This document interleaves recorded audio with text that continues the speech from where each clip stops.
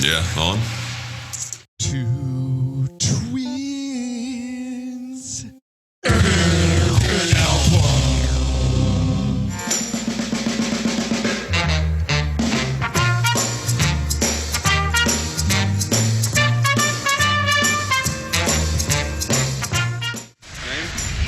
Robbie Krieger, age 22 years old. Occupation. Guitar. Name? John Densmore, Age. 23.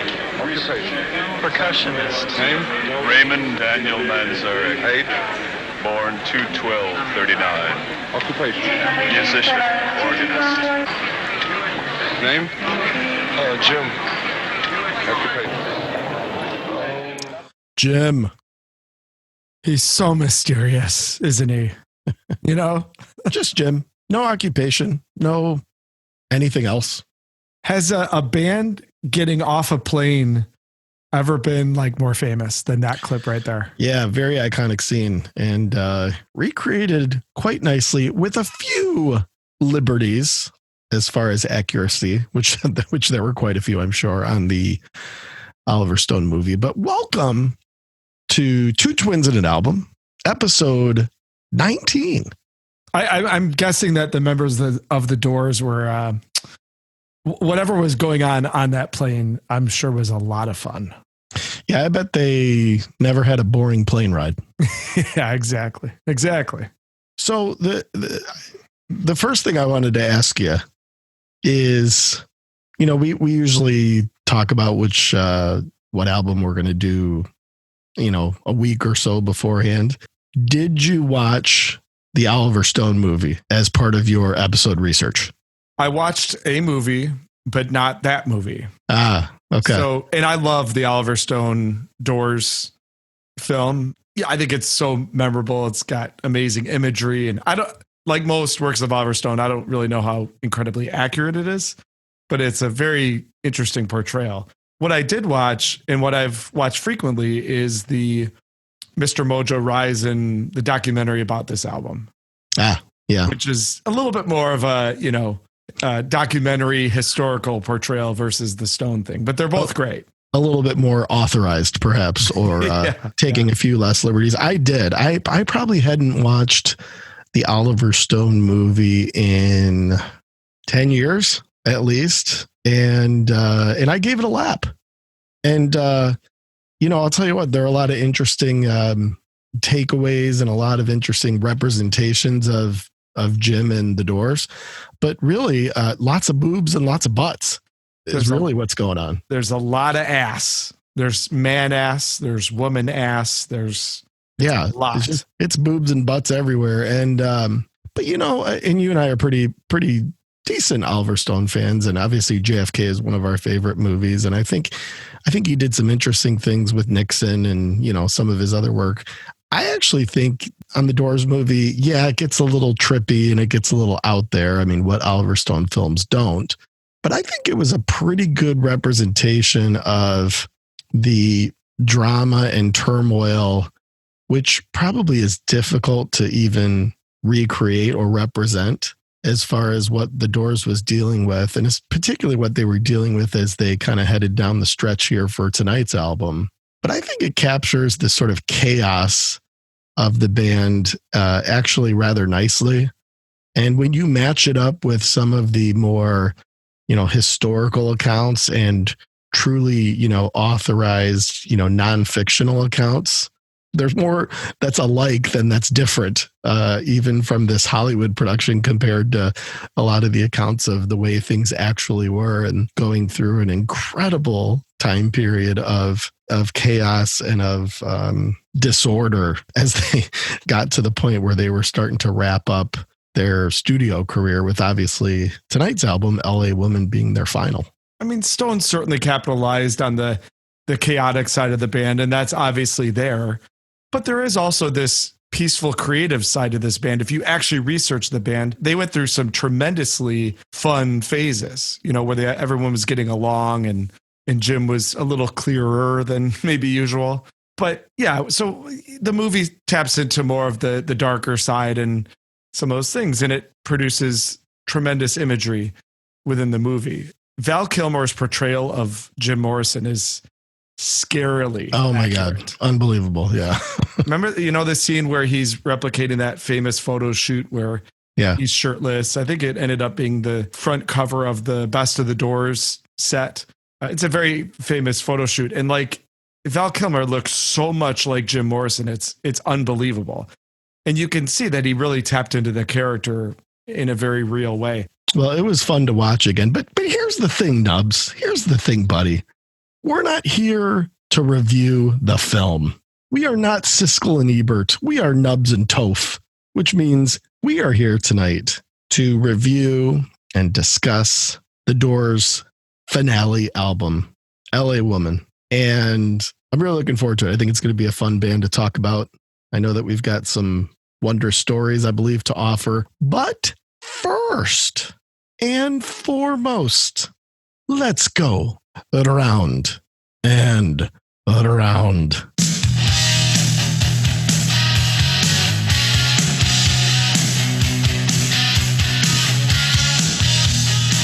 Nubs, what LPs are you listening to, buddy?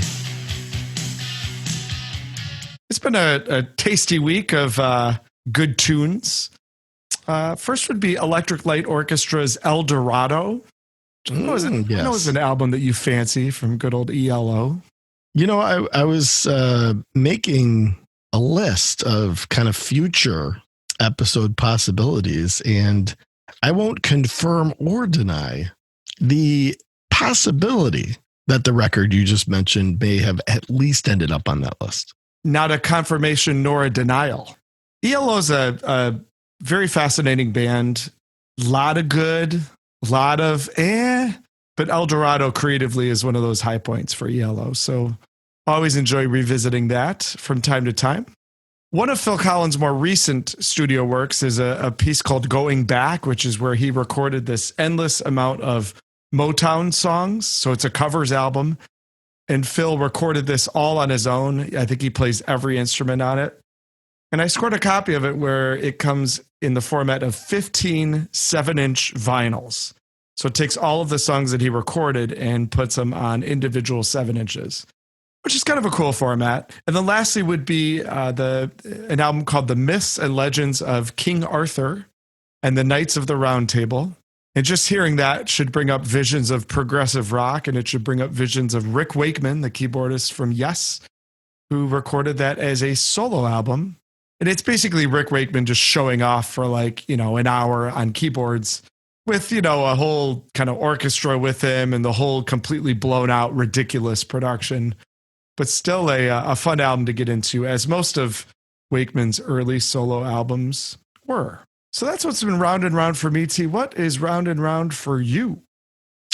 Three things. The first is this is a group from I suppose they're from the 80s and early 90s, and have even put out some new music of late after some long breaks and some work with some other side projects. But this is Front 242, the heavy industrial, they called it electronic body music, which was this genre of aggressive industrial techno dance music, which is really interesting and was a little bit of an offshoot to what would eventually become industrial metal, but kind of very aggressive and hard hitting and good stuff. This band is from Belgium, and this is their album Front by Front, which had probably one of their most well-known songs on it called Headhunter, which was a hit in the clubs and sort of introduced a lot of this more aggressive style to a lot of the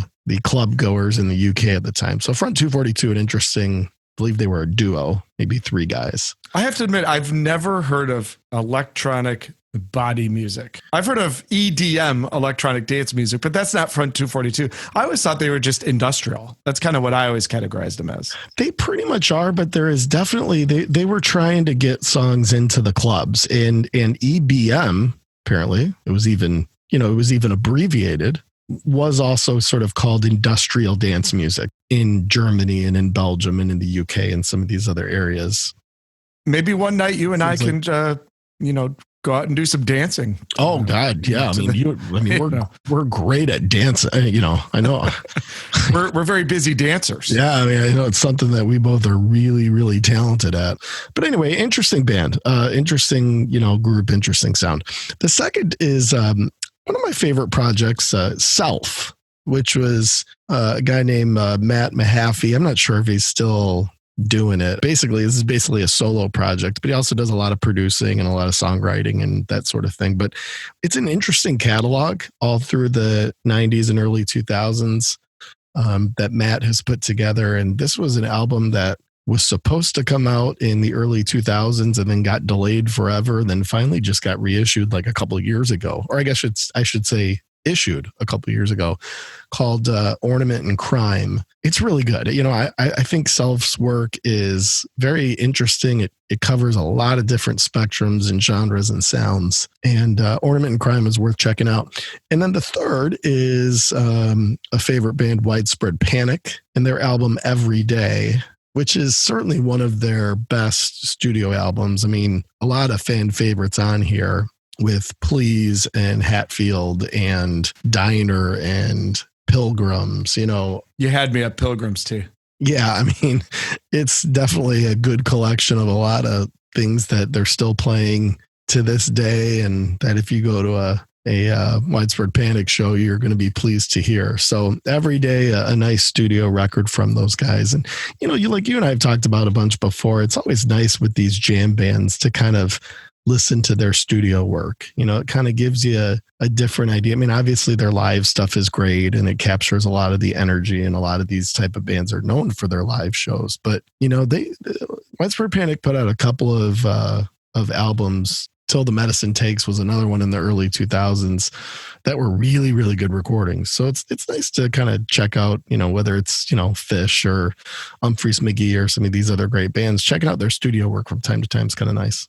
I think there have been probably a bunch of albums, certainly a couple come to mind, that are really enjoyable to me from the standpoint of sometimes you have bands that have been doing it for a long time and things either start to get stale or they start to kind of settle into a specific sound or a specific expectation, or bands after time, of course, as we've seen time and time again, get into disagreements or periods of turmoil or periods where things get pretty siloed, where it starts to sound more like solo albums than it does a collective effort from a band. And there are recordings where you can kind of sense that. You can sense that things were segmented, or that the band wasn't having a good time anymore, or, whatever it might be.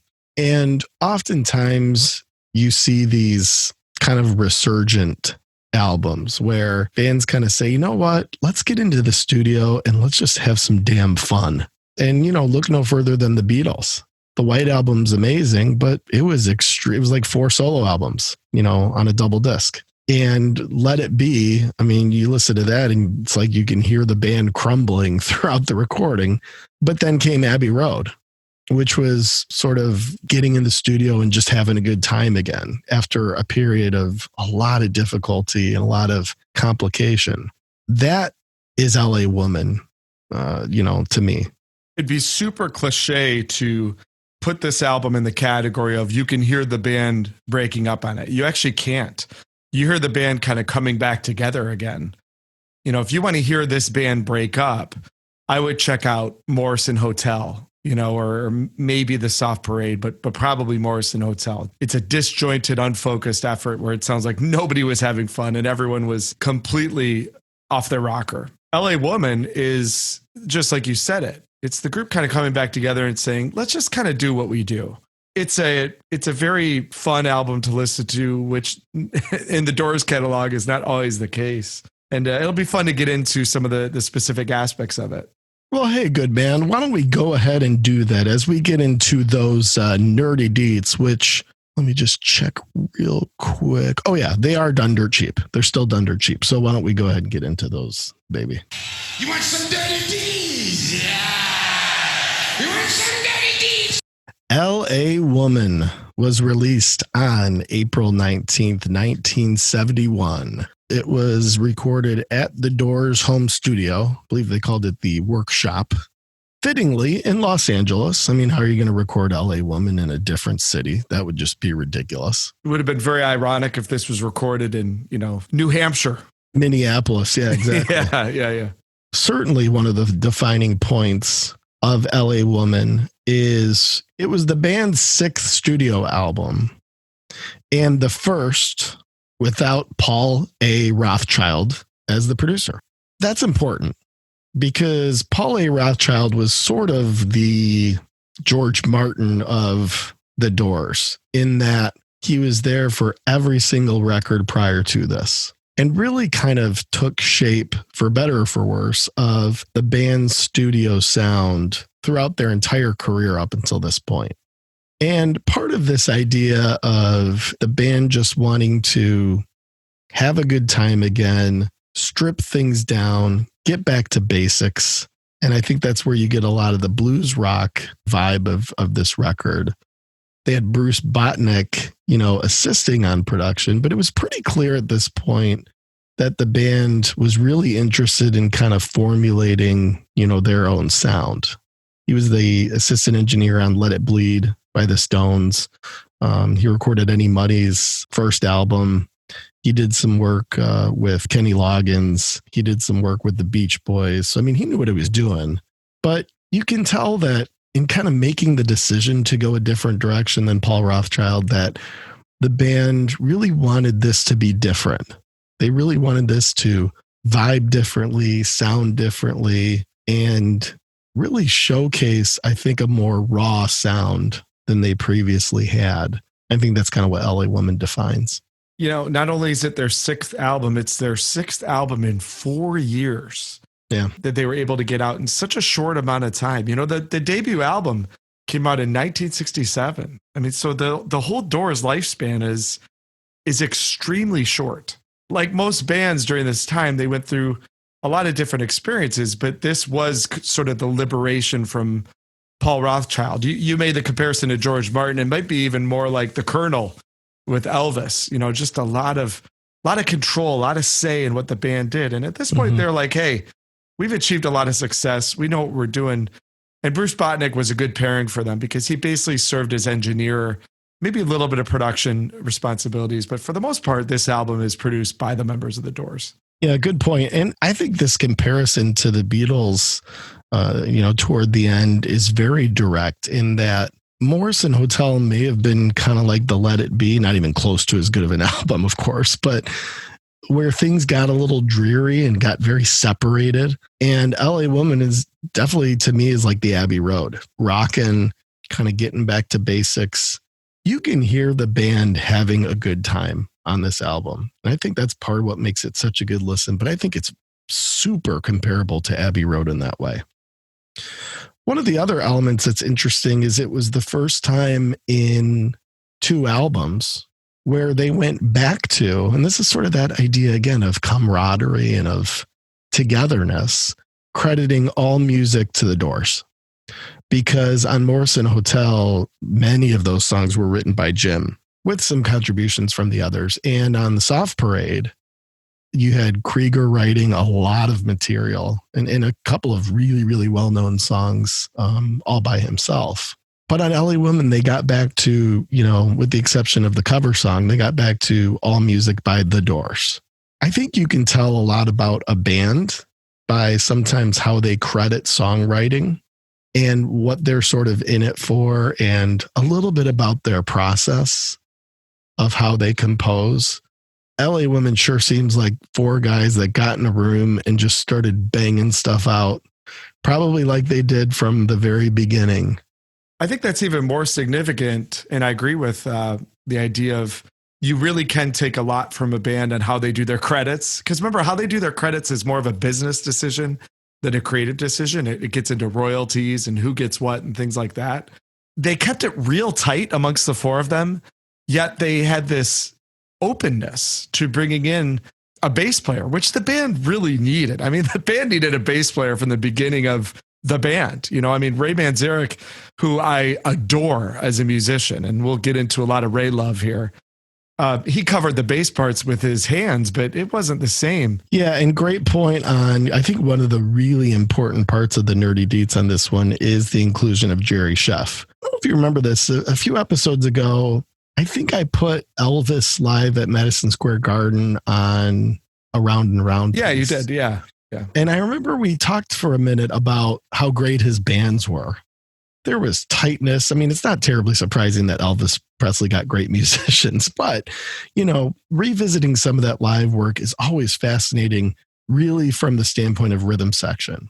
You know, he always had great drummers, and Jerry Sheff was, I mean, he was his bass player throughout most of his live career, you know, certainly down the stretch until the end, when his bands were just really, really tight and really, really strong. And he and Densmore lock in really nicely, you know, in so many different parts of this album. So I think bringing on Jerry Sheff is a big part of this. The band was going through a tremendous amount of turmoil and trouble leading up to this recording. You know, highlighted probably more notably than anything else by the old Miami incident where they were playing a live show on March the 1st in 1969. This is up for a little bit of debate. You know, I don't think anybody really knows what happened, but, you know, Jim Morrison was accused of bringing out his manhood on stage. And of course, he was completely just shit-faced out of his mind. And his mode at this time was pointing out the absurdity of performance and of their concerts and of people shouting out for the hits and all these things that Jim, just like any other artist who then becomes a teen idol, starts getting into this idea of, boy, this is all really stupid, rather than enjoying it and embracing it. I don't think Jim ever really wanted this sort of adoration. So, you know, I mean, all these things put together made for a really, you know, sort of a dramatic situation. He was arrested. You know, he had to spend several months in trial for this incident. I mean, it was something that was very disruptive to the band. And I think it led, all of this stuff, I think, led to this need to just kind of get back on the same page and utilize their next recording to really just get them back aligned and back enjoying things again. Because Jim wasn't enjoying necessarily the way the band had become a gimmick in his mind, and something that, you know, had become more about commercialism and more about him being on the cover of magazines than it was about these guys being artists and musicians. And they were. I mean, they were, all four of these guys were real artists, and they really dedicated themselves to their craft, and they were good. They were all really good. And we'll dig into it a little bit more, certainly. And I think one of the, you know, great things that we'll touch on as we go track by track and as we kind of assess this record is just that effort to really get back aligned and get back moving forward with what the band always saw themselves as what they were wanting to do. You know, here's why 2020 just sucks so bad compared to 1970.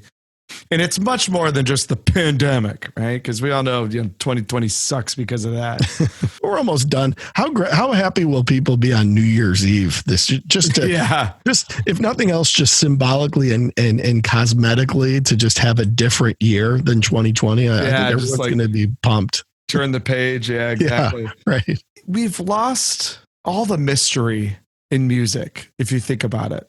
Because in 2020, if Jim Morrison would have done this on stage, whatever he did, there would have been like, you know, 5,000 phones taken out, and there would have been videos of it and splashed on YouTube, and everyone would see it like vividly, right? Like everybody would know exactly what happened. Part of the allure of these stories, and whether it's coming from the Doors or, you know, we've mentioned the Beatles a few times, the Stones, all these kind of urban legends that came from these bands, that all contributes to the brand of that band and the mystery and the history of that particular group. Yeah. And this Miami incident is a huge part of the Doors. But part of why is because nobody really knows what happened. There's all these differing accounts because, everyone didn't have access to record everything and capture everything and get the scoop, so they could. This is back when people would actually listen at concerts rather than hold their phones up. Yeah, You know? exactly. And like, we lost that whole element of kind of mystery and skepticism and things about these events that nowadays just everything is just so out there, and that's something we need to embrace, the fact that we don't really know what happened, and that's cool. That makes it cool. But yeah, certainly, the controversy goes hand in hand with the Doors. And you and I have had this conversation a lot during our musical lives, because the Doors has always been a kind of a controversial band for you and I. We'll get to this in the Wonder Stories. You got to separate the drama from the music. And when you just focus on the music, there's a lot of highs and there's a lot of lows. But LA Woman holds a really important place as a musical high, an undisputed musical high. There's movies made about this album because of its significance. Yeah, great point. And these guys are just a perfect case study in exactly what you're saying. Two really quick things as we wrap up the deets here. I thought it was interesting that Jim's vocals are a big part of this. I'm sure we're going to spend a lot of time on it. He recorded the vocals in the bathroom doorway at this Doors workshop because they had used every other room for the mixing equipment and all the different other, monitors and mics and keyboards and all those things that they needed. So if you can imagine Jim, and he was kind of fat at this time and had the big beard going. And, if you can imagine him sitting in the bathroom entryway, just busting out these vocals, which are so raw and so stripped down. That's pretty cool, And then the other thing is really interesting. Jim proclaimed their final day of recording, which was the final day the Doors were ever in the studio, as Blues Day. And there were 3 songs that were recorded in that session, including the final song of that session, which was the title track. Again, that's just a sign that they were having a good time in the studio. Jim loved the blues. Jim loved Elvis and bringing in Jerry Sheff. And there were just so many things about the process of this album that to your point, when you study the band musically, there are just a lot of very cool things that went into this from a process standpoint. I sure think that it led to something that is a really, really intriguing listen. Why don't we get to the old Wonder Stories here? I know this is going to be a lot of fun, so here we go.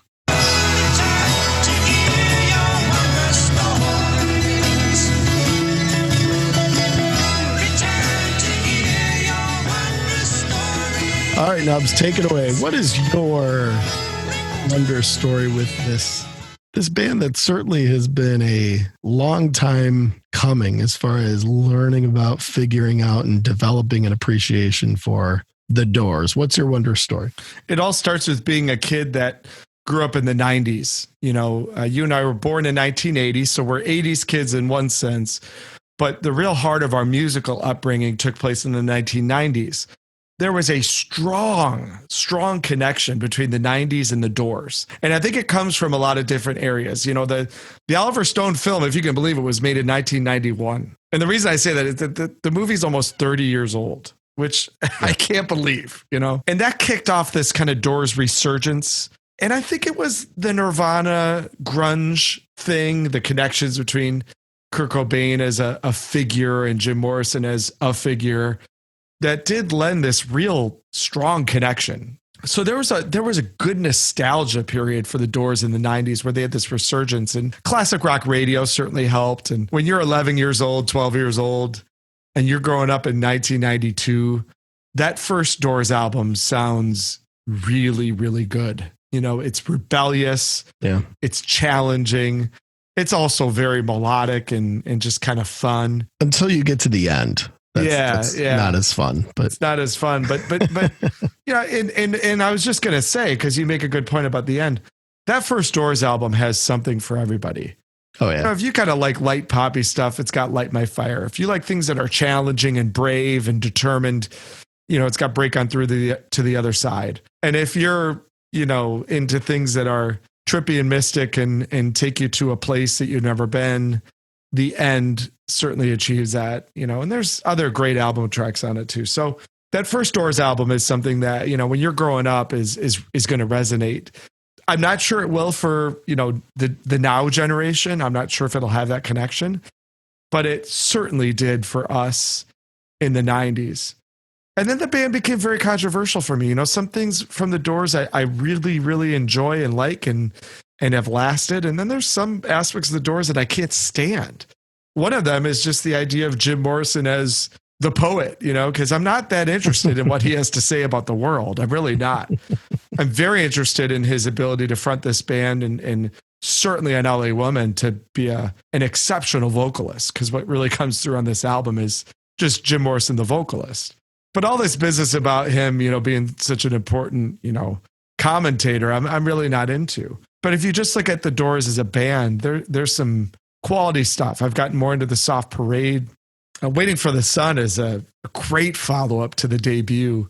It has some things on it that are really memorable and things that stick with you once you hear it. So, it kind of went hand in hand with our musical upbringing, but it doesn't mean I love everything they did. In fact, I don't love most things they did, which makes this episode, an important one for us to do, because it's an album that comes from a band that you and I agree on for its inconsistency, but an album that you and I both agree on for its just fantastic appeal. T, what's your wonder story with the Doors? Well, I am shocked. I am absolutely shocked by your wonder story. I usually can kind of predict at least a few key topics that you're going to cover. And maybe you're going to claim that you did this intentionally, but I can't believe you gave your wonder story and didn't mention Père Lachaise Cemetery in Paris, France. Now, was that a miss, or did you? Oh, so you're claiming that you're giving me a dime. You're giving me an assist here by letting me tell the Père Lachaise story. Is that right? I've stolen like 5 things from you during Wonder Stories. And I recognize this. And I always find myself saying, I wish T would tell this story instead of me, because you'd tell it much better. So you're being generous. You swear? Yes, absolutely. You swear? Yes. Okay. All right. Well, okay. Well, what I'm referring to is Père Lachaise is a cemetery, just outside of sort of the main drag of Paris, France. It's a minor hike to get to, but we must have been 12. It was the 13. It was the week that Kurt Cobain died. Okay, so we were 14. We landed in Detroit. We got off the plane. We got home. Turned on MTV to the news that Kurt Cobain had killed himself. That's right. So that would make us 14, because that happened in 94. Correct. So our dad took us on a trip to Paris, which was great. And he had some business stuff to do. So we actually, throughout the days, we were able to get somebody to kind of take us around, take us basically where we wanted to go, to different landmarks and different touristy sites and all that stuff, which of course there are just an abundance of those in Paris when it comes to, the different museums and the different sightseeing and the different monuments and the different areas of the city. I mean, there's just an incredible amount of history there and an incredible amount of culture. And, even at age 14, you'd think that you'd want to check a lot of those things out. And once we figured out, we basically had the ability to, sort of tell this. It was basically like a driver that would kind of spend a few hours with us throughout the day, taking us to different places that we wanted to go see while our dad took care of his business stuff. Once we figured out that he would basically take us where we wanted to go, I kid you not, I think we were there for 5 days, and every single day we wanted to see Jim Morrison's grave. And we saw it the first day, and then we wanted to see it again the second day, and then we wanted to see it again the third day, and we went every single day. It was basically a joke by the end of the trip that, this guy that was kind of helping us out was like, yeah, they wanted to go to the cemetery again, and there were 2 things. It was that, and it was the Virgin Megastore on the Champs-Elysees. Yep. It was, if anyone remembers, the Virgin Megastore was like the ultimate record store. Oh, it was heaven for us at that time. And I swear, T, we spent 90% of the trip at Jim Morrison's grave. Yeah. And in the Virgin Megastore. Yeah. Yeah. I think the rest of the time we were sleeping. I mean, it was, there's the Louvre and there's, it was all we wanted to do. I think we went and saw the Mona Lisa, and we were pissed off the whole time because we'd rather be at the gravesite or at the Virgin Megastore. That's right. Exactly. We were just annoyed that we, were wasting time seeing this, probably the most famous piece of art in human history, because we wanted to go look at CDs. That was definitely part of the wondrous story for us. And what was interesting is we weren't huge Doors fans. We weren't Jim Morrison, idol worshipers, but there was something about, and it's very, for those of you that have been there, it's really interesting. There's spray paint and signs all over. And there are actually some other very famous people, composers and artists and things that are buried at Père Lachaise. But there are all these like markings and basically graffiti pointing you to where Jim is. So there's like Jim and then an arrow. I know they made some efforts to clean it up over the years, but my understanding is whenever they clean it up, people just, do it again anyway. So I think anytime you go there, there's an element of this. But there was just something about that whole rock and roll thing. Although we didn't like love him, we knew that there was something very important about where he died and how he died and where he was buried. And we just, we felt it. There was something about it that we just wanted to go to every day. So it's kind of weird. I mean, now that we're, older and wiser, you kind of look back and it's kind of hilarious and kind of odd that we wanted to go there every day, but we did. And, I always think of that whenever I think of the Doors. And then to your point about kind of listening to this band at that time, it took me a long time to get to the point where I was absorbing Doors albums. It took years. I mean, I would say it was even fairly recent because everybody, when we were in the 90s, and I think you're right about the Doors kind of becoming this important throwback in a lot of ways.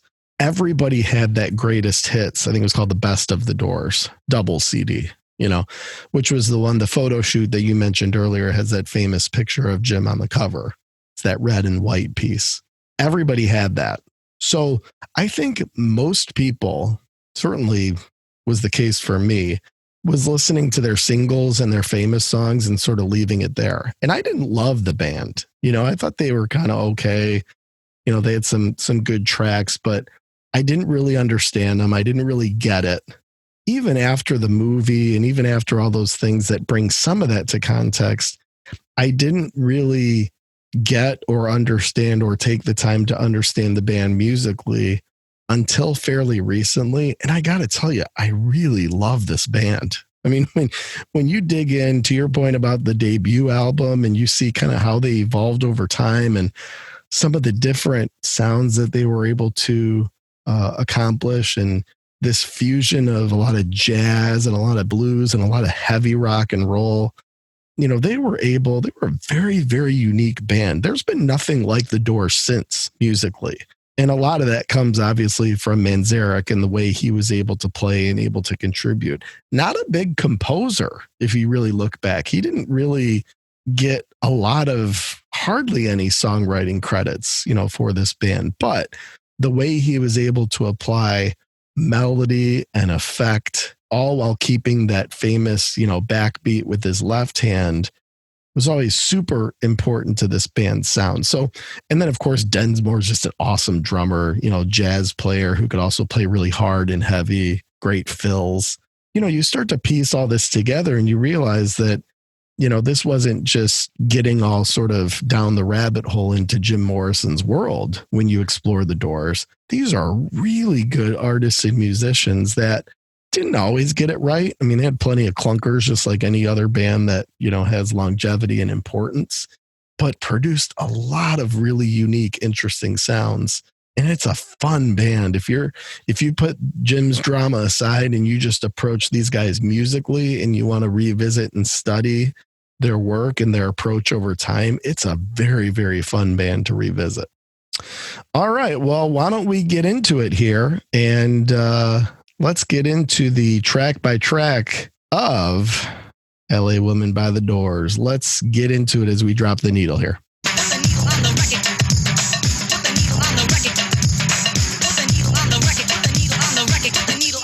When the drum beats go like this. All right. As the Doors often did, we kind of start off, and I always think they were great about, they kind of always knew how to start things off. And they really come out pretty hot here in letting you know that this is going to be, a funk blues instrumentation driven deal here.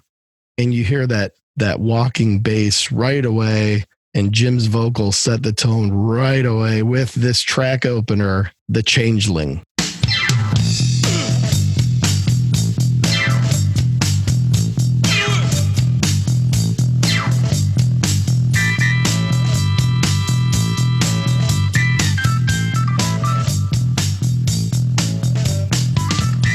Just kind of coming at you here with, just a great organ part. Jerry's crushing it on the bass. And, we didn't get into Jim's main vocal line there, but we certainly get a little Jim there right from the onset. Oh, are you kidding? It's one of the great vocal entrances I've ever heard. I mean, let's just give me a little bit of the Changeling here. Let's see if I could kind of replicate this. What do we got here? Oh, you're gonna do Jim. Yeah. Let's just check out this vocal entrance. What do you got? So let me see here. You want a little Changeling background. All right, let's get it. Yeah. It's just All right, here you go. Okay, here we go. Ooh.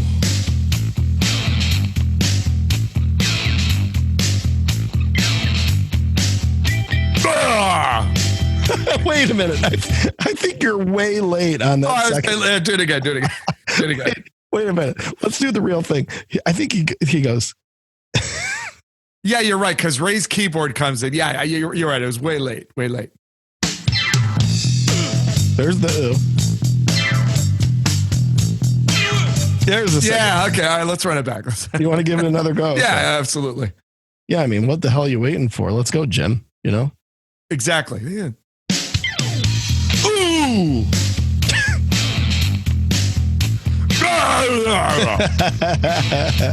well, there's a bit of a delay, but I think you're getting it right. I love it. I love that. That's the first thing you hear from Jim. What do you think of this opener, Nub? Oh, I'm in love with the Changeling. This is where I'm kind of all in on LA Woman. Yeah, I do love that.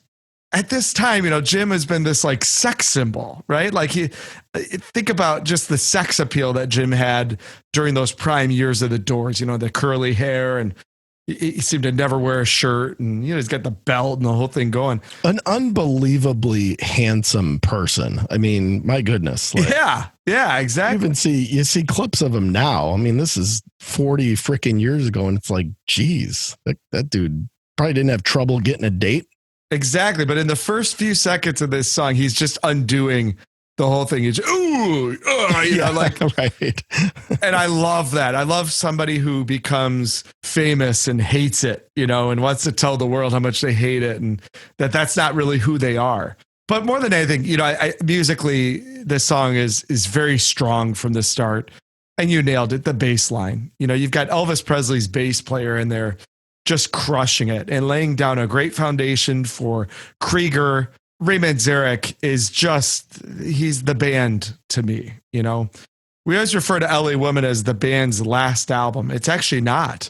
The Doors made 2 albums after LA Woman with Ray on lead vocals, and I love those records. Yeah, they're great.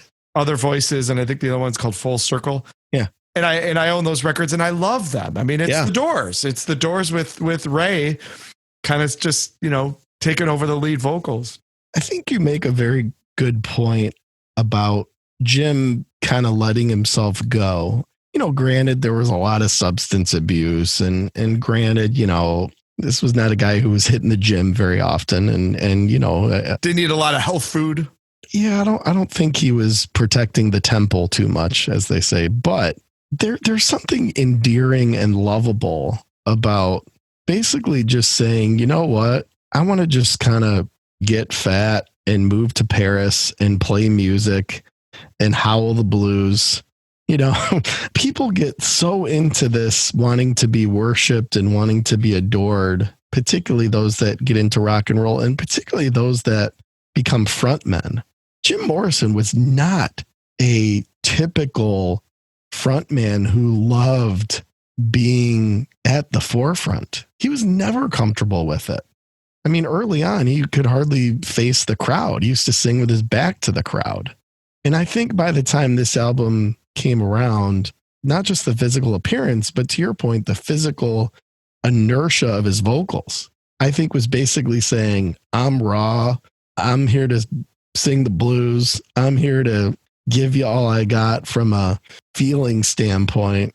I'm not here to dance around and shake it around for you and have you scream and molest me on stage from the front row and all those things that tended to happen, in Jim's sort of quote unquote younger days.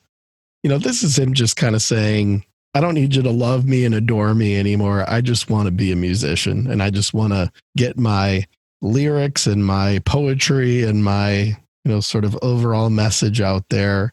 And I want to do it with my bandmates like the good old days, and I think that that's something that's just so cool about the feeling you get right away as this album kicks out. One of the great things about this song is the end, they bring in that gospel beat, and Densmore really picks things up and takes it, double time. And it's a really nice way to ride the song out because it's this blues funk thing. But then, during the last minute, they pick up the tempo and give you that sort of up-tempo gospel beat vibe to it. And I think it's a really cool way to end the song. That takes you into, and I think, you make a great point too about blues and about how 12-bar blues can get pretty stale. But part of what this album brings to the table is just a lot of really modern at the time takes on the blues. That certainly happens here with Love Her Madly. Don't you love her ways? Tell me what you say. Don't you love her as she's walking out the door? Really, I just really feel kind of a very modern, up-tempo kind of take on a blues song and a blues progression here. What do you think of it? It's always been one of my least favorite of the commercial songs by the band. I think it lacks feel. I do like the little George Harrison guitar work that Robbie Krieger's doing, especially in that post-chorus bit. I think it's really clever. Yep. And Krieger is a very clever guitarist. But I like its spot on the album. And I like it as an album track. I don't like it as a hit. I was always more of I compare this song to Touch Me a little bit. I'm more of a Touch Me fan, I would say, than Love Her Madly. So I as a hit, I put this definitely near the bottom of the band's catalog, but I do like its place in the album. I like the way it builds off of The Changeling. What do you think of it? I think it's pretty good. Robbie Krieger, contributed kind of most of the composition of this. So to your point, there are some cool kind of picking guitar parts there, especially toward the end. Robbie Krieger also, he was the primary writer of the song you mentioned, Touch Me. And, now that you mentioned that one, I mean, I think, we already went to the well once on Doing Our Best Jim, but it's actually one of my favorite parts in the movie when they're recording Touch Me in the studio and Jim's just completely just wasted and he's slurring. And I always think that part's so funny because it's kind of a goofy song, but a karaoke favorite of mine. I will tell you that. I've done Touch Me many times at the karaoke stage. Well, I was just thinking, how do you feel about giving it a go?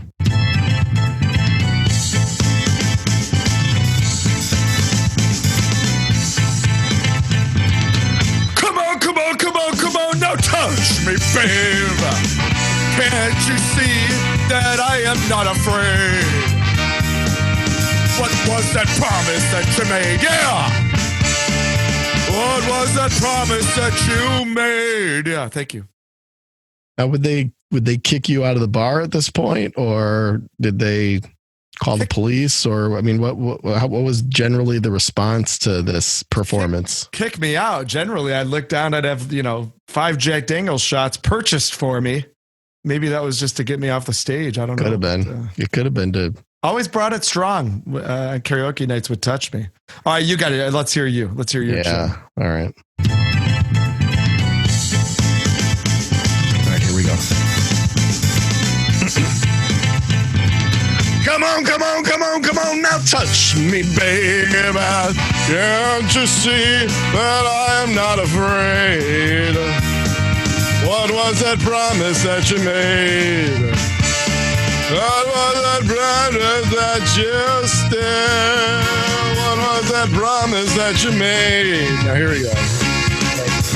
I'm gonna love you till the heavens start the rain. I'm gonna love you. Yeah, you kind of nailed the croon. You nailed the Jim croon there. That was pretty good. That felt good. I mean, listen, It should have felt good. I mean, I feel a little less stressed right now. I feel like I kind of released some demons there, some energy. Yeah. Well, just like what we just displayed, Jim had the ability to just kind of take control of a track. And I think he did so on here on track 3 with Been Down So Long. Well, I've been down so goddamn long that it looks like up to me.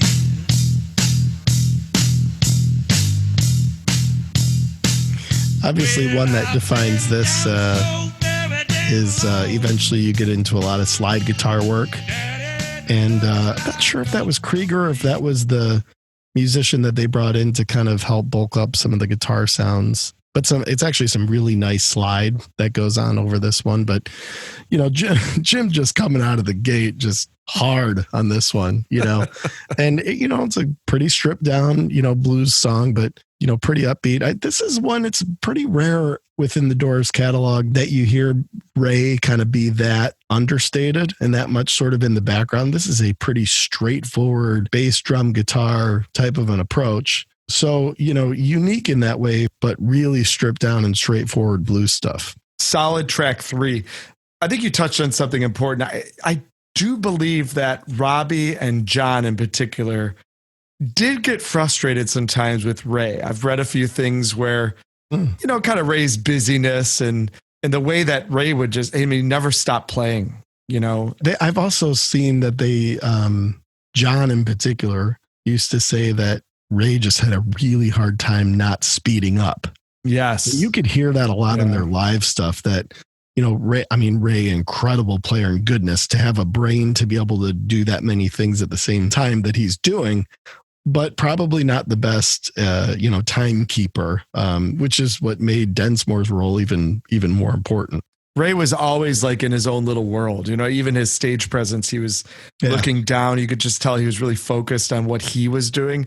I think sometimes he forgot to play with his drummer, which is fairly important, right? If you're going to keep a cohesive rock band together. Of all the guys, I think John was the most appreciative of having Jerry in the studio. He mentioned that Jerry is just a classic in the pocket player. And the fact that he was able to kind of lock in that way. And listen, John Densmore is a great drummer, jazz background. He could hit hard, but a lot of feel and a lot of rhythm, to his playing. And he was a real, just like the rest of them, he was a real, I think, student of the game to play with a pretty prestigious bass player like Jerry and have the ability to lock in with him. I know that he had mentioned that was something he really appreciated during this process. All right, more blues on the way. Let's get to Cars Hiss By My Window. Windows started trembling with a sonic boom. Now, this obviously gets a little, 12 bar basic for me. But I think that Densmore's kind of shuffle groove here is nice. And obviously, I think one of the sort of pinnacles of the song is it's actually Jim at the end. At first, I thought it was a wah guitar, but it's Jim through a vocal effect kind of mimicking a wah guitar solo with that real kind of falsetto-y type voice. And you'd never really heard him do that before. It's really interesting. It's almost kind of like if Jim could play guitar, that's the kind of solo that he would want to, layer on to the ending of this song. So, there's some kind of cool elements, but this is where it gets a little draggy for me as far as just really basic stripped down, almost too stripped down on this one, blues. But I suppose it sets up the next track a little bit. Yeah, this is a next for me. This represents everything I can't stand about blues music. It's formula based. It has to sound a certain way. It has to have that rhythm and that, melody and those notes. And it's the same reason I hate country music, because it has to sound a certain way for the most part in order to be country. Well, same with blues. And so, yeah, Dufferoo for me on this one, to me, it's just an avenue to get to probably the high point of the band's career, which is track 4. Well, let's get to it. Jim's breakup letter to Los Angeles, LA Woman.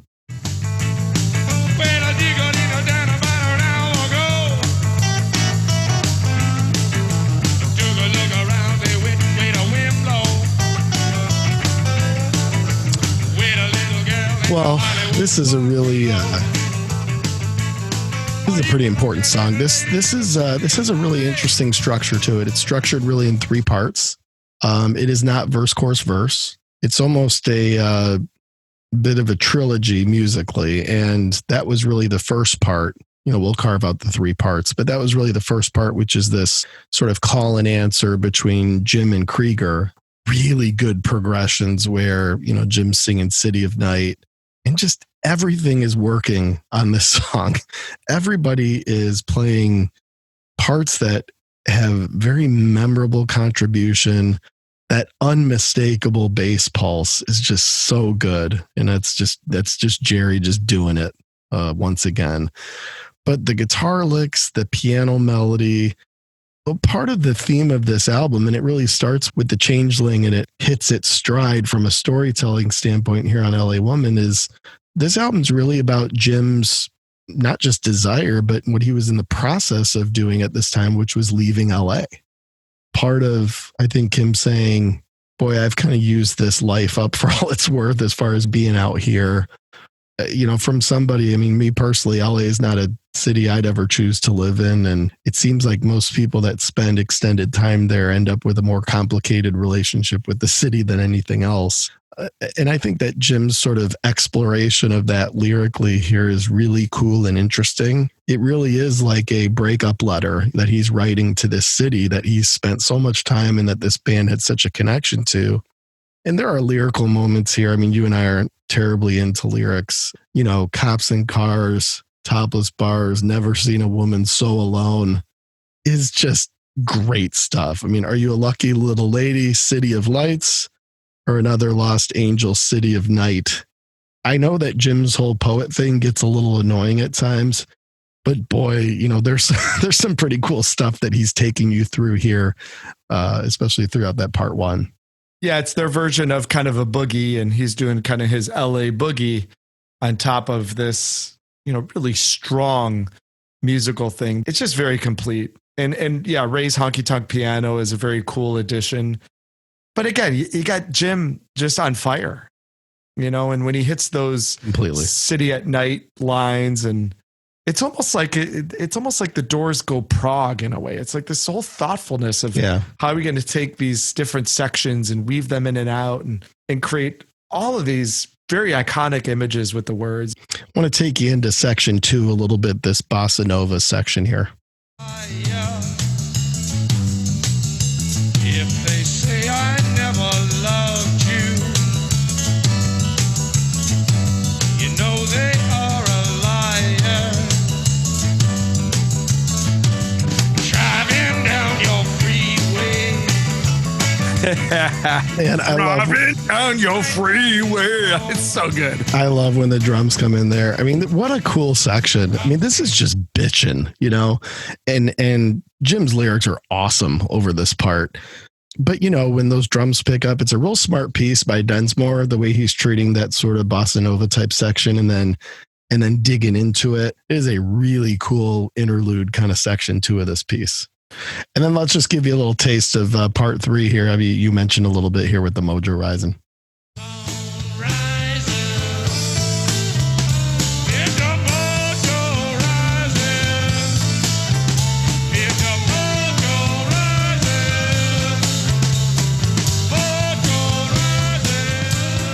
Just classic, just classic. And it takes you sort of back into part 1, to wrap things up. But yeah, it really is kind of an opus. I think it's a multifaceted 3-part song that avoids, basic song structure and just really takes you on a ride. LA Woman, just freaking classic.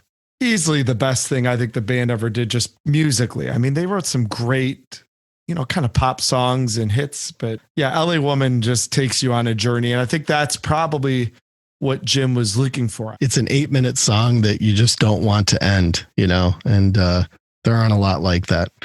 So once that wraps up, you get into side 2 here and you kick that off with the very interesting L'America. Down to L'America to trade some meat for a pint of gold. L'America. Pretty trippy, a little different. You got kind of this marching thing going on with Densmore and this very trippy thing going on from Manzarek. So I don't know, you're coming off of LA Woman, and you'd probably anticipate something that's a little bit unique and different and maybe a little on the darker side. But I don't know, interesting if nothing else. I love L'America because to me, it's the band saying, hey, let's do something like the first album. I mean, this sounds like an outtake from the first album or from Strange Days or Waiting for the Sun. I mean, it really has that kind of early on feel. You almost feel like it's the band playing live early on in their career when a bunch of people were kind of sitting around saying, what the hell is this? So I dig it. I think it's cool.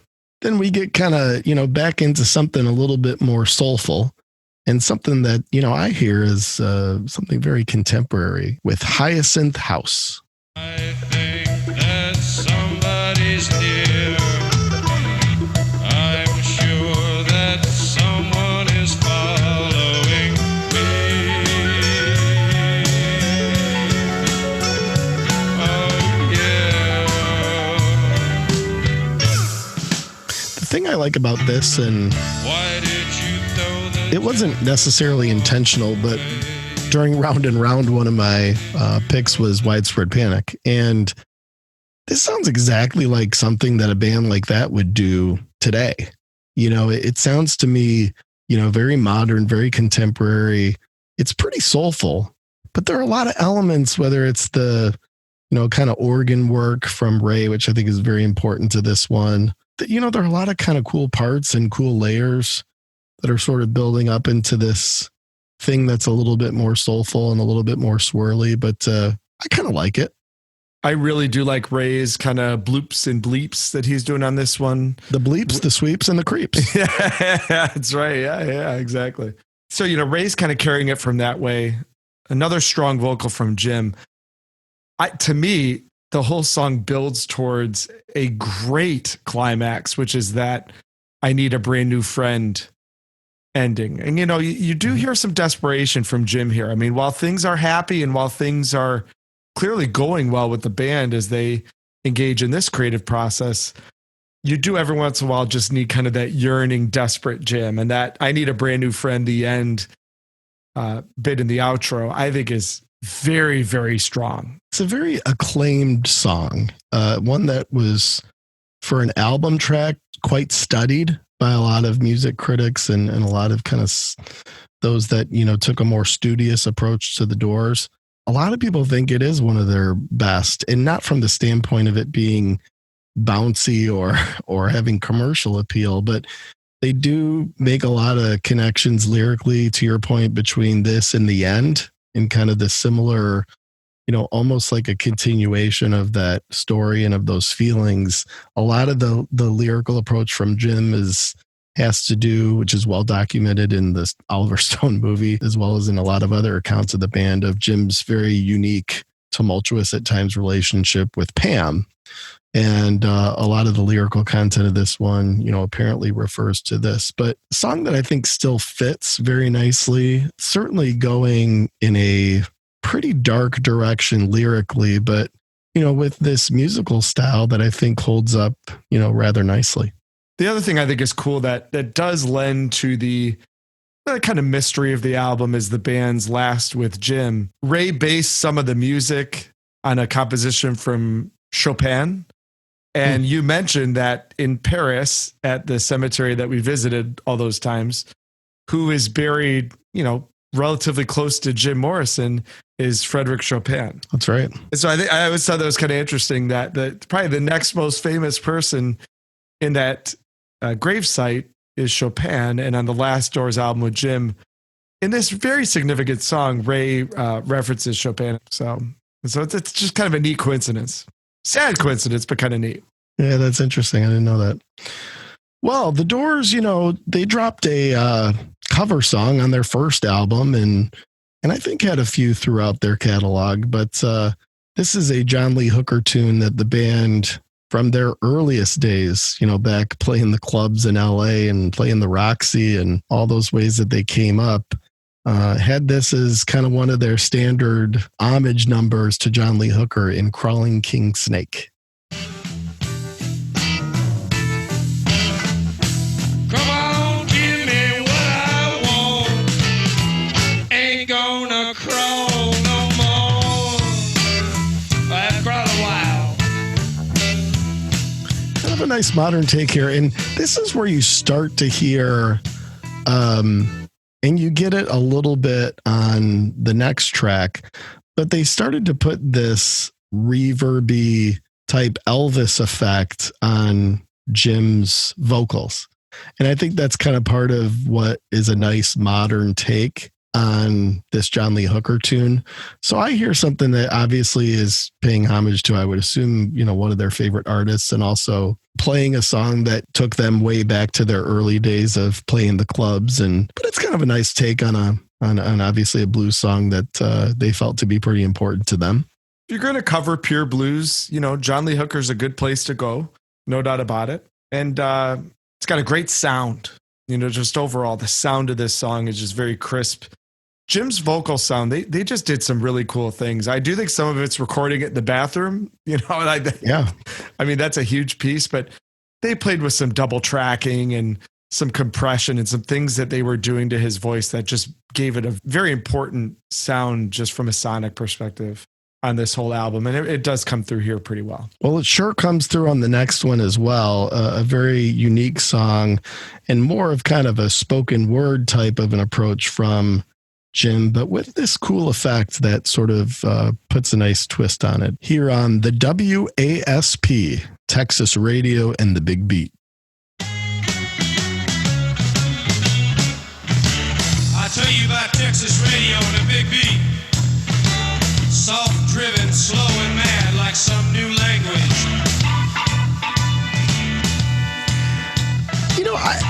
I don't usually get into this, sort of theatrical spoken thing, but I think Jim pulls it off pretty nicely. Oh, yeah. I When think it's Jim does it, it's cool. Yeah, I think it's a cool track. And again, they're putting great effect on his voice, so while he's not singing in the traditional form, there is still a vocal element to this, story being told. For kind of the second to last track, particularly with the last one being a little bit more soft, I think the WASP is a nice way to kind of get to the edge here of this record and closing things out. Edge is a good word. You just can't forget how experimental this band was. These were guys that really pushed the limit and they took chances. They made musical experiments, and Jim, had he just wasn't self-conscious about trying different things. And I think that's one of the great things about any artist. And you nailed it earlier. These guys are artists. They're doing things for the purpose of art, not for commercialism. This song was never going to be a hit or anything like that. But it's got a nice kind of story to it. It pays an interesting tribute to, this kind of Texas radio thing. I think it's a reference to the way that in Texas you could pick up radio stations from Mexico. It was kind of like a bootleg radio sort of deal, I think is the reference. But yeah, there not a lot of people could get away with a spoken word thing. Jim can. It sounds cool. But it sounds cool mostly because what's going on musically underneath it as the musical bed is just really robust. It's something that you can get behind. And if you're not really digging the spoken word thing, then you can really get into the groove of what's being laid down. And again, you just hear so much cohesion within the band at this moment. They're really on the same page. The final song of the Doors recording catalog, Riders on the Storm. Into this house we're born. Into this world withdrawn. Like a dog without a bone, and actor out on the I've always wondered, typically on, on my episodes here, I'm particularly interested in one or two particular songs on a given record on your thoughts. And I don't know that we've ever talked about Riders on the Storm. What do you think of this one? Obviously, it's a Doors classic, but as the closer of LA Woman, what do you think of this track? Obviously you have to respect what this song did for the atmosphere of rock music. Yeah. And this is 1971. And this is before any kind of space rock really became a thing. This is a very influential song on all elements of space rock or spacey rock music, creating atmosphere, even having that ambient kind of rain sound in the background was very innovative at the time. And I think what Dinsmore is doing on the drums is really cool. Just pacing the song with this open kind of drum beat, allowing for the other elements to come in and out. But this song to me is 100% Ray. And it really all gets into, I mean, when he hits that solo, like I'm all in, and it meanders a little bit to get you there. It's not the tightest thing in the world, and it's not the most engaging first few minutes I've ever heard. But when Ray starts with that solo and he does that staircase down on his keyboard, you're really bought in at that moment. It's very encapsulating. Ray was an incredibly intelligent element of this band, and clearly his playing is remarkable. The melody he was able to create, the bass lines, and the sort of bottom end nature that was really needed with that not having a bass player, obviously. The approaches that he was able to capture as one guy really playing two different sets of keyboards. And this is before the days of Moogs and, really intense synthesizers that you loop, and a lot of, playing over DAT tracks and a lot of things that eventually made this job a lot easier for people. This is Ray Manzarek having to cover so much of this himself. I love that, there are a few people in rock music that I feel like I could just maybe watch play all day. And Ray Manzarek's one of those. I mean, I could just watch the guy swaying his head side to side and, to your point earlier, kind of looking kind of just down and focused on what he's doing, but a fascinating musician to watch, a true organist. He says it in the introduction when they're getting off the airplane, the clip that we played here to intro the episode, he says musician and organist, and boy, is he right. This is not a rock and roll keyboardist, or this is not, somebody who kind of plays some background piano. Ray Manzarek's contribution to this band was extraordinary. He is the true irreplaceable member of the Doors. Yeah. He really is. And I know that it's going to piss a lot of people off because everyone thinks Jim. And I'm not talking about who's on the poster and who died at 28, so therefore is revered. I'm talking about who actually could not be taken out of that band. And if you did take them out of the band, they ain't the Doors anymore. John Dinsmore, love him, replaceable. Robbie Krieger, love him, replaceable. Jim Morrison, I gotta say, replaceable. You could find somebody else to perform those vocals and come up with the poetry and all that. I mean, you really could. And I'm not taking anything away from him as an icon, right? Ray Manzarek was irreplaceable in that band. I mean, you really could not find anybody to step in and do what he did the way he did it and have it still be the Doors. He's a huge, huge part of their sound. And I know it didn't work out commercially after Jim left. And I think a lot of that just has to do with Jim's status and what he meant to people. But if you just look truly musically as a band, Ray was the guy you just really couldn't replace. Yeah, agreed. And with Riders on the Storm, it's pretty good. It certainly isn't top tier for me, but I definitely, it's a Doors song that I always liked.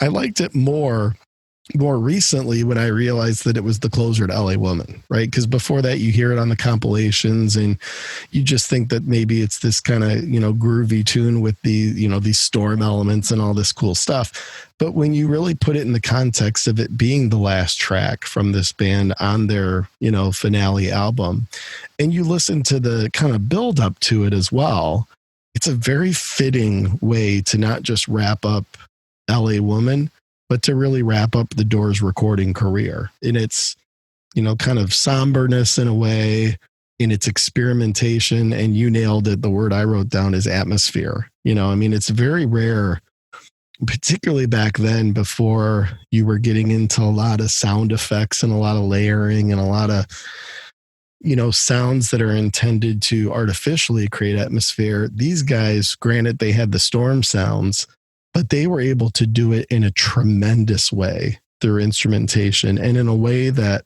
most songs aren't able to reach as far as just pure atmosphere creation. And I really think Riders on the Storm is special in that way. All right. Well, that's a wrap on the record. Now, Nubs, the Doors' LA Woman, did it matter in your view? Yes. Yeah. LA Woman matters. It's the best Doors album. The first album, I see it, I get it, but it's got the end on it, which is sort of a waste of time, in my opinion. LA Woman is so thorough, so thoughtful, so complete. And like we've said, the band they're kind of doing what they do on this thing. It's very pure. It doesn't have a lot of the frills on it and a lot of the nonsense that some of the other albums had on it. So I think it matters because it is the last one with Jim Morrison, and that's a factor. It's LA Woman, the song is the very last thing they recorded. So it's got a pretty unmatched legacy to it. And I think anybody should own this album and get into it. So I'm a yes. What do you think, T? Does LA Woman matter? I certainly think so too. It's the band having fun again. It's the band rediscovering its roots. It's the band hunkering down in their workshop studio, focusing on what they feel they were always there to do, which is tell stories and produce great music and execute as artists. LA Woman does that as well as any other Doors effort, for sure. It's a really fun listen, especially when you put it in the context of what the band was going through and what things were like in 1970 for this group. I mean, the fact that they were able to refocus and re-energize and execute is just a really, from a rock and roll standpoint, kind of studying it and looking at it historically, it's a really fun listen. It's a really intriguing listen. And I think, pretty damn important in the grand scheme.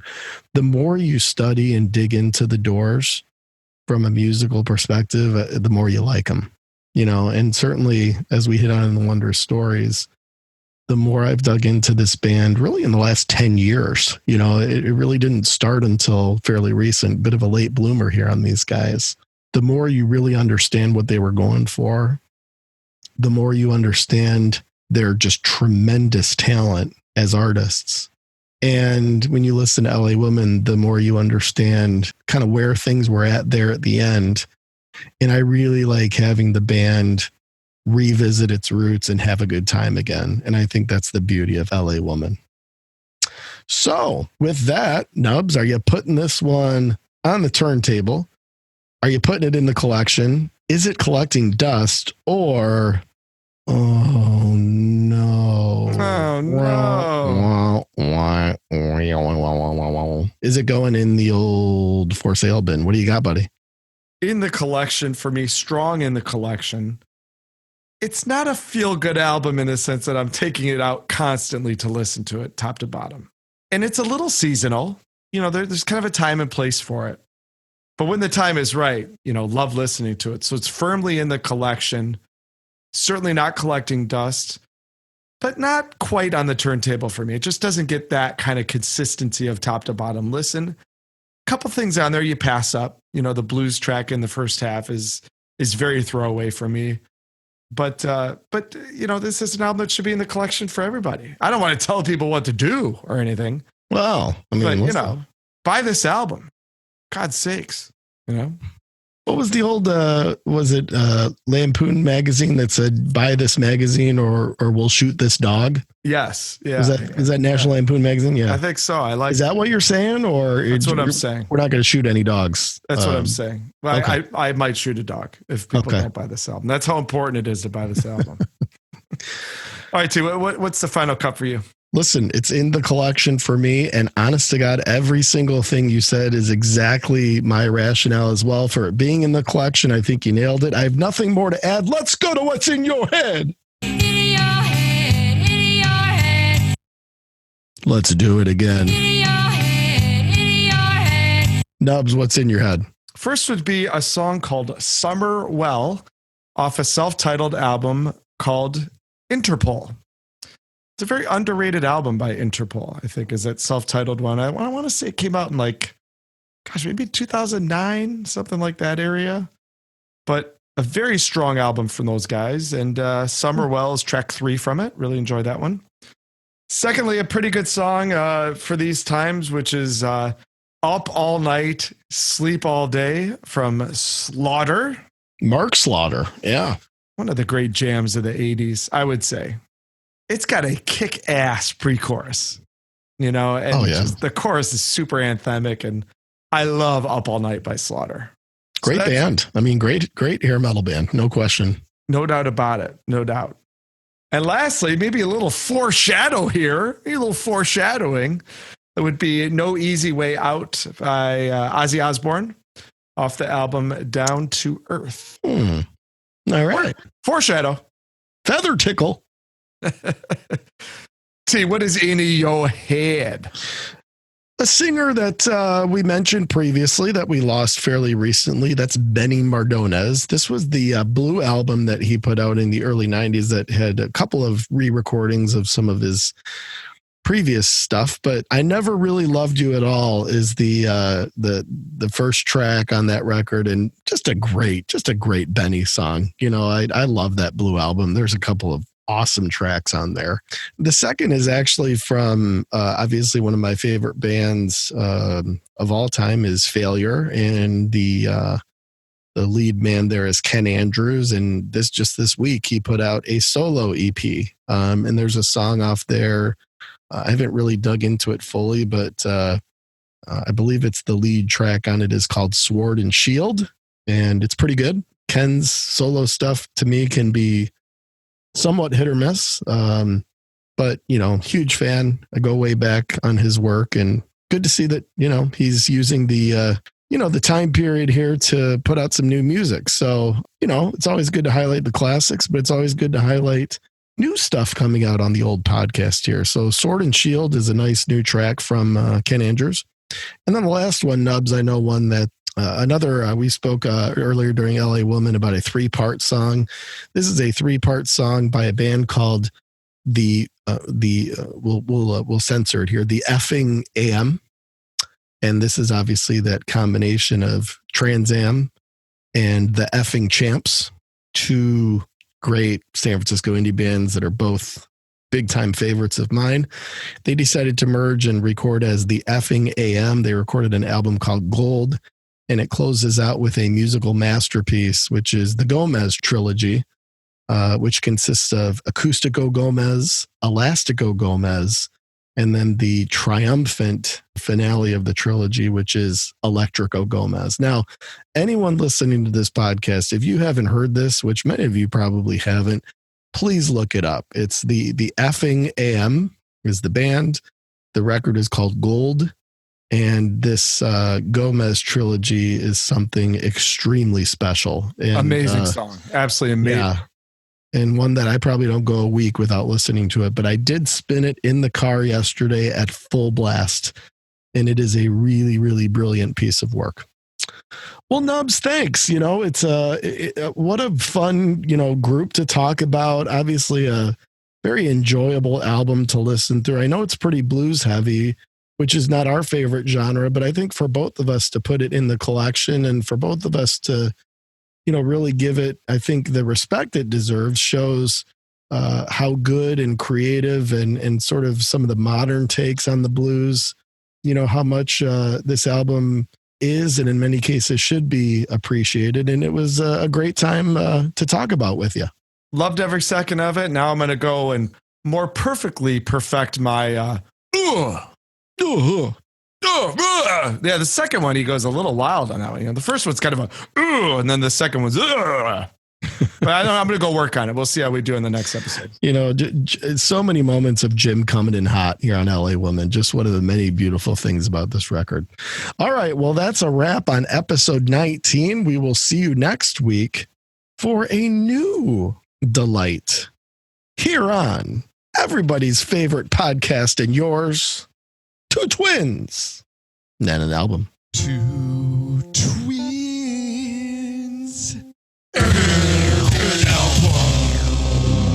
Well, that's about it. That's all we have. I hope it wasn't too disappointing. We will see you on tour. Until then, take it easy.